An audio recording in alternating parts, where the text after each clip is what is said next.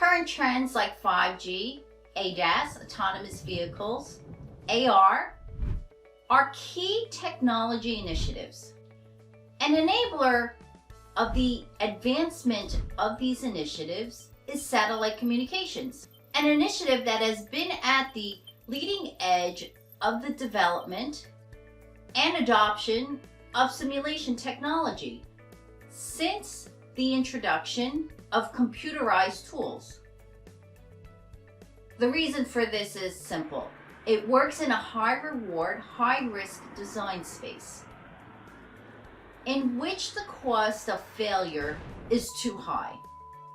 An engineering success like the Space Shuttle's first manned flight would have been impossible without the extensive use of reliable and accurate computer simulations that help guarantee all the systems and the components are working as designed.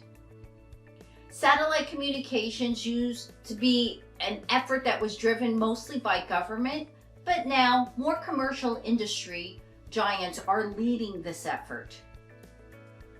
And designing for space is much more complicated than designing for standard electronic parts. And besides like the extreme temperature, as well as extreme shock and vibration, these components will have an additional challenge of radiation.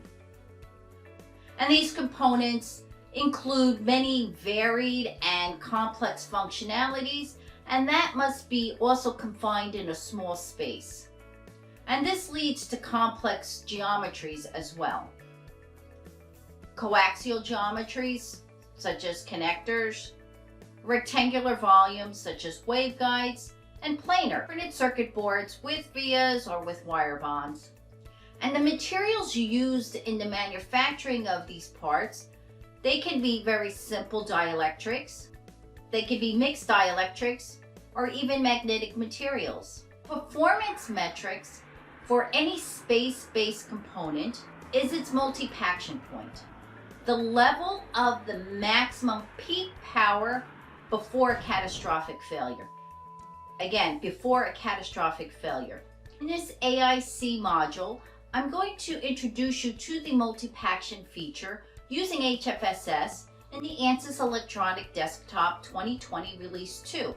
And that will help you to design and analyze for a wide number of cutting-edge applications. And I'll use this coaxial geometry as a course model to demonstrate this feature. Multipaction occurs in a vacuum. So here's the vacuum object where the multipaction can occur. Here it's bounded with Teflon, and here by some metal. And I could use aluminum or any metal. And I can also modify the material values to include any manufacturing efforts or processes, whether it's intended process such as plating or unintended such as corrosion.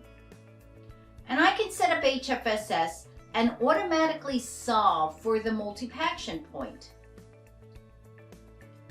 as well as see the plot of the electron activity, as multipaction is dependent on the electron behavior.